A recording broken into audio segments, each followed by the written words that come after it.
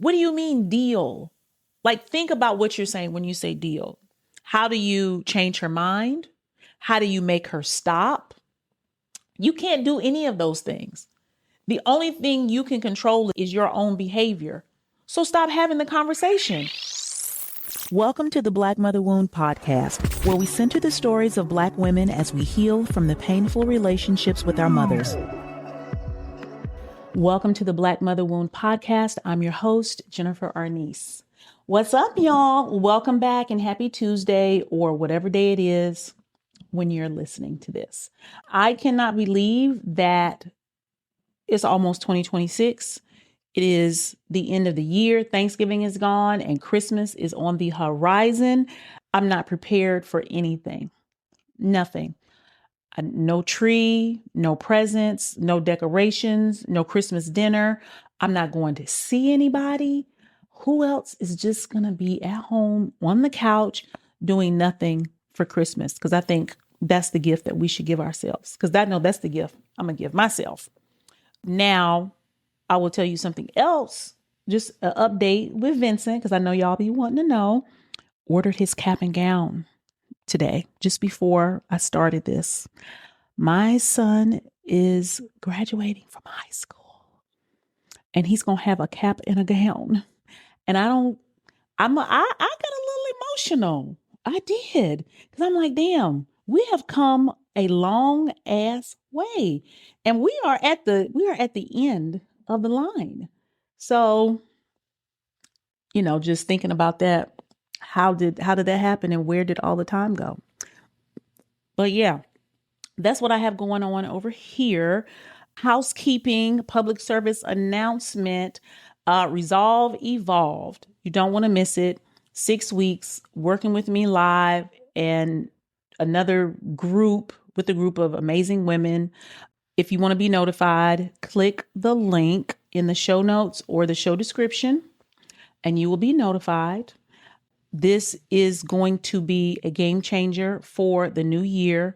You don't want to go into the new year bringing all the same shit that y'all been talking to me about for the last however long, for the last decades. You don't want to do it, so don't. So that's one thing. Two, y'all know I'm asking for some more stuff. Same thing every week. Please leave a review on Apple, Spotify, or YouTube. Okay, 5-star review on the audio version, Apple and Spotify. You can leave a comment on Apple as well. And for YouTube, this is for the folks who watch the video. Leave a comment, like, share, and subscribe. Okay, so now that we've got housekeeping out of the way, now for today's topic. And what I did was I went through and pulled some more questions. And I think this is what I'm going to do. I'm just going to work my way through the audience questions because they are so good. And a lot of things you all have asked, I may have touched on, but I haven't gone in depth, right? And I've got 5 questions, and they're a little different, but they have the same. There's a thread running through all of them. So I'm like, if I have y'all ask this many questions about this one topic, then there's probably more y'all out here that want to know about it. And this is about healing while living at home and you live in an unsafe environment. So this is about how you manage your own healing, your own recovery when you still live at home with your mother. I get asked about this a lot, but I've never done an episode about it. So here we are. We're going to jump right in. So question number 1 is, how can I heal when my home environment is emotionally unsafe? I wish I had better answers because I'm really, I want to tell y'all move out, right? But I know that's not always the answer. Like that, of course, Jennifer, move out. Why didn't I think of that, right? Some of you are like teenagers 18, 19, 20, you never even lived, you don't even make enough money to move out, right? So what you're going to have to do is I want you to think about it like a garden. And there's a garden you've been living in, and it's growing all these flowers that you don't like, right?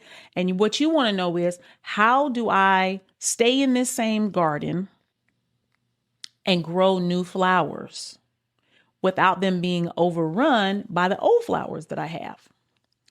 And what is going to require of you is you're going to have to become very, very intentional about removing your focus and energy from your current garden and putting your energy on your new garden, right? So what does it look like?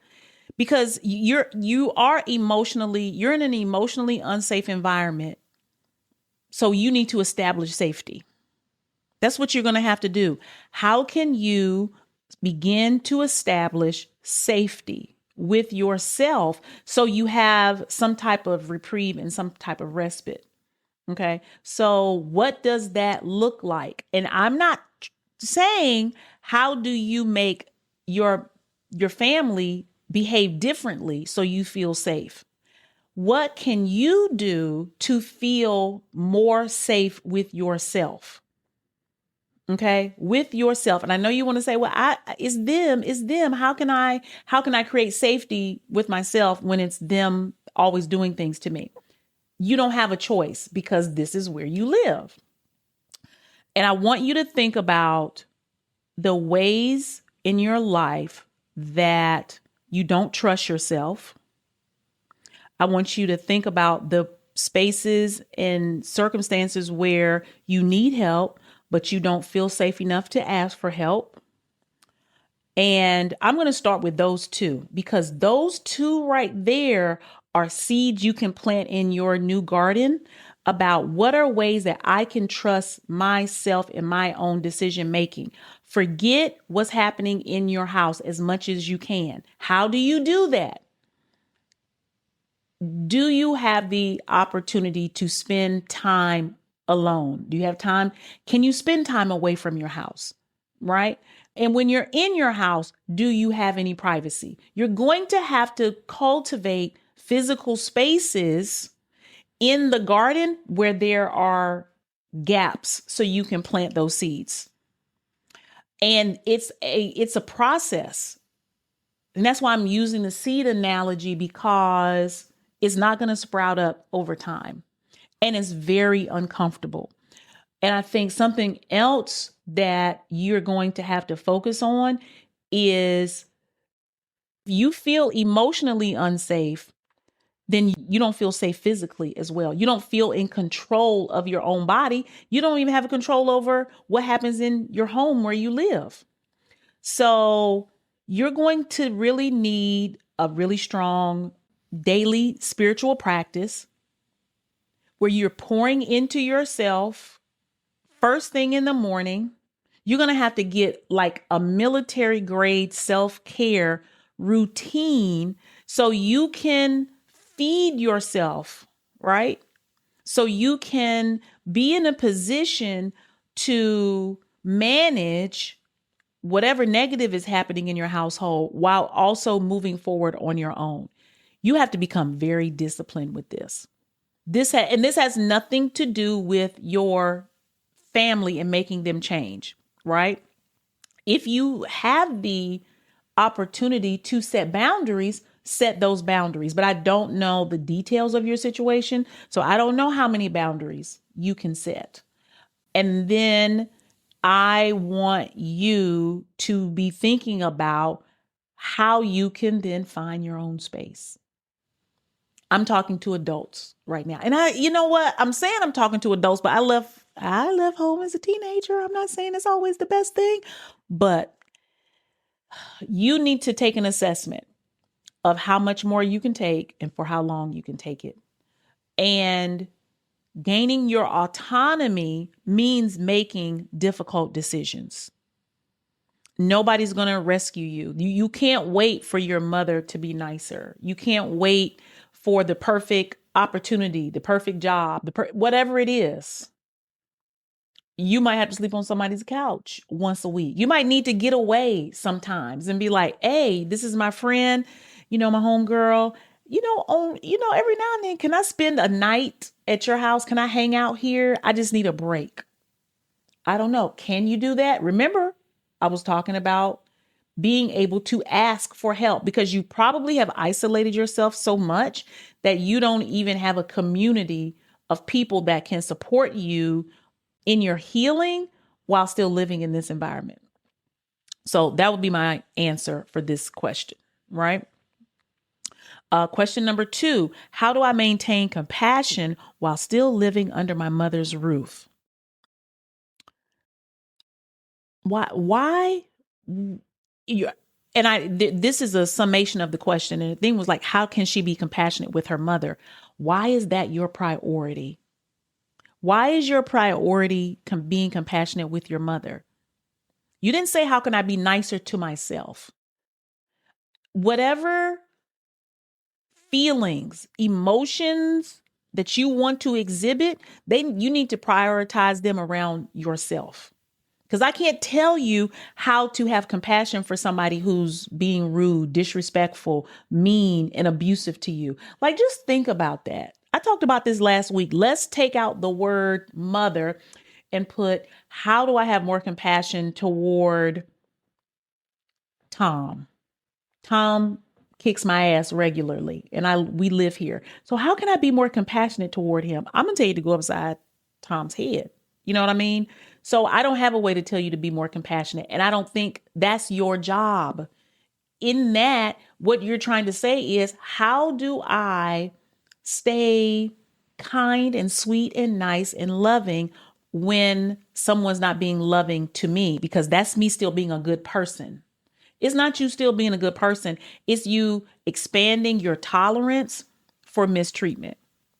So I can't tell you how to be more, because I don't need you to be more understanding of why she's behaving the way she is, because that's only going to lead you into trying to get her to change and get you to accept that behavior more and not look at it as the abuse that it is. And I just can't do that because it doesn't make any sense. It's not going to help you. Question number 3. How do I cope with grief and estrangement while still living with my parents? Listen, you've got to focus. Your energy doesn't need to be, how do I say this?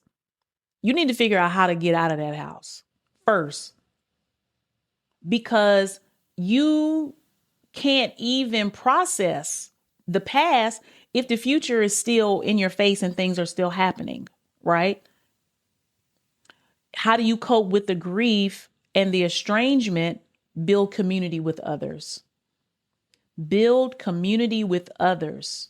Like I said, with for everybody who's asking me a question about living with their abusive mother, you have got to be making a plan to get out. And I think sometimes, I don't know if this is the situation with any of these questions, there's a physical comfort where you live. You got a room, a bed, furniture, food, a kitchen, a safe place to stay, and you're not responsible. You're going to have to take full responsibility for your physical life in order to heal your mother wound, because it's about autonomy. And you have no autonomy. You have no physical autonomy when you live with the person causing you harm. So for me, I want you all to, and I can see why you wouldn't ask me this question, but I would rather the question be, Jennifer, help me make a plan to find my own place. Because if there's a woman and she has her kids and she has an abusive husband, the first thing she needs to do is to get to physical safety. Then she can start repairing. But the first thing an organization is going to do is say, we need to remove you. We need to remove you. And you making a plan to remove yourself from that environment is autonomy building. And it's also going to be triggering, and it's going to bring up a lot of things that you might not want to deal with, because it's like, I should be able to live with my parents and they support me while I go to college or get a job or raise my, whatever it is. But that's not your situation. You can't make people be caring for you just because that's what you think you deserve, and they should do that. Your priority needs to be, how do I get the hell out of here at all costs? And where you go might not be comfortable. It might not be permanent, but you need autonomy. You need physical autonomy. You need room. You need space. You need to know that somebody's not going to be knocking on your door, talking to you crazy whenever they want to. How do you cope when you have it in your face? How do you cope when it's in your face? So I'm not saying it's easy. And I've had this conversation privately with clients and people in my DMs, and they don't like what I say, because it's like they don't want to give up the comforts that come with it. Almost always that has been the case. And so you're trying to have your cake and eat it too. And it's not going to work like that. Because how do you heal a slap when somebody keeps slapping you? How do you do that? Question number 4. How do I deal with my mother's constant criticism and emotional pressure while preparing to move out? Now, here we go. We're making a little bit of progress. She is preparing to move out. How do I deal with her constant criticism and emotional pressure? She can only criticize you if you are engaged in a conversation. Y'all spend too much time engaging in conversations with your mothers. You still talking. How can she criticize you if you're not talking to her? You know what I want you to do? I want you to get up in the morning before she gets up. I want you to leave. And when you come home, I want it to be after she gone to sleep. Don't eat her food. Don't use her dish detergent. Make your footprint as small as possible in that space, as small as possible, and go silent. What do you mean deal? Like, think about what you're saying when you say deal. How do you change her mind? How do you make her stop? You can't do any of those things. The only thing you can control is your own behavior. So stop having the conversation. Don't tell her that you're moving. Don't tell her where you're moving. Don't show her pictures. Don't get involved at all with her, period. Don't ask about her day. Don't do anything. Like, what are you trying? What is it that you're trying to do? If you know what the dynamic is, and you know you got to move out, what the fuck are you talking about? What is the conversation about that you're having? Because nobody can criticize or pressure you if you're not talking. This is what I want y'all to learn how to do too. I'm going to practice this with y'all. Somebody says something to me that I don't like. It's rude, it's offensive, it's critical, all those things. Spew it at me, yell it, talk shit, talk down to me, call me names, everything. This is what you do when it happens.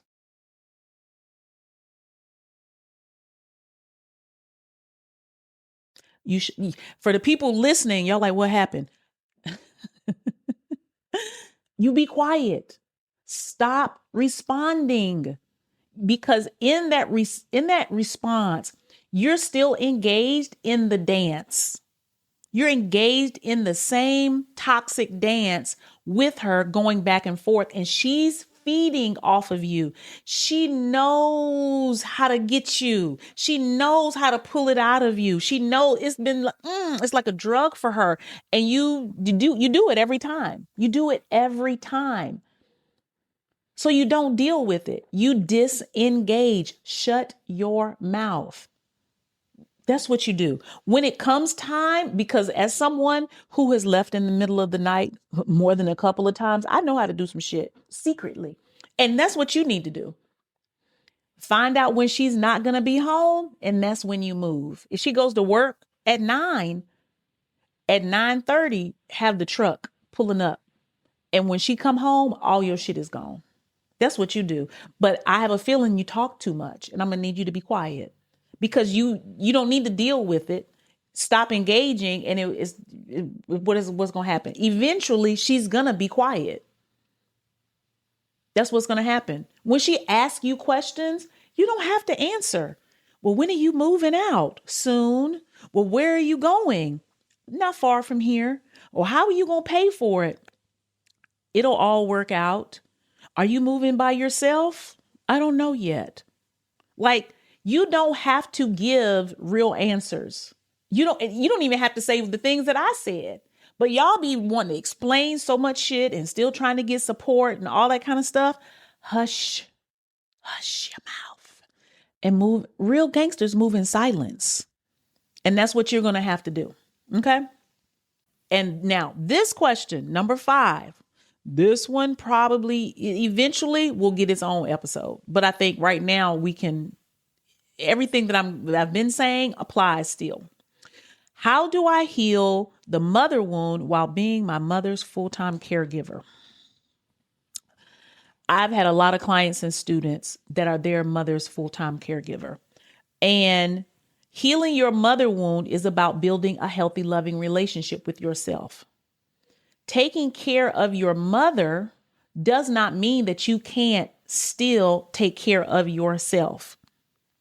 You are going to have to set boundaries. The guilt is real with this one. When I say real, I don't mean it's true guilt like you did something wrong, but I mean it's a heavy cross to bear when you are your mother's caretaker and you feel responsible for her, but she's a fucked up individual. You know what I'm saying? And she play in your face, but she can't take care of herself. And she's still mean. She still call you out your name. She's still rude, all those kinds of things. You're going to have to set boundaries if you're going to continue to care for her and live in her house, right? What do those boundaries look like? They might look like, this is an example. And these are things they're simple, but because you're in it, you're like, well, I never thought about that. So let's say you have to bathe her, or there are times during the day where you have to be with her, you and her together, right? What you're going to do is you are going to have a playlist of some of your favorite songs, and you're going to put your earbuds in and you're going to turn that music on and you're going to turn it up loud. Every time you're in the room with her and you know that you don't need to talk because you might be feeding her, you might be bathing her, you might be getting her dressed, but there's really no need to say anything. Put your music in and put it on loud in your earbuds, your headphones. So even if she's talking, you don't hear it. She ain't saying shit. Like, these are like, you almost have to treat your mother like a child, because she is someone who's all bark and no bite. She really is. And you all get jammed up because you are still hoping that through you caring for her, that somehow her kindness will come to the surface, that there will be an opportunity for repair. And you also, some of y'all want to be seen as a good daughter. I'm a good daughter. I take care of my mother. If somebody were to come, they would see how loving and kind and all this, but all of that is performance, because you want something in return. You want either people to see you a certain way, or you want her to see you a certain way so she can validate you. And you're going to have to get out of that. And you're going to have to spend a lot of time in recovery with your self-care. Like I said for the other person, you're going to have to get up in the morning and tend to yourself. Walking, meditating, journaling, making sure you eat a good breakfast, making sure you got your vitamins, your water, if there's some community in the morning you can be a part of where you are around people who see you, who value you, who care about you, spending time with those people, making sure at the end of a long week that you take yourself out to dinner, that you get a foot rub, that you get a massage. Like, you have to be doing things to pour back into yourself. And you also need to be thinking about, is this a long-term role? Am I going to take care of her till the end of her life? Or is she going to transition to a senior living facility? You need to be thinking about the future also, because I don't think your life has to stop for that. But in order for you to heal, you're going to have to set boundaries, right? You cook dinner.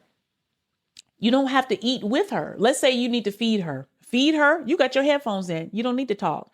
If she can feed herself, then she can eat in the kitchen and you can take your food on the back porch. Spend as little time with her as possible. Stop trying to prove you are a good daughter. Stop trying to prove you're a good daughter.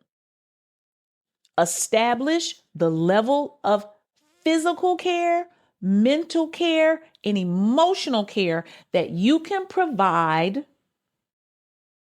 sustainably. Be honest with yourself and provide that. Don't provide any more.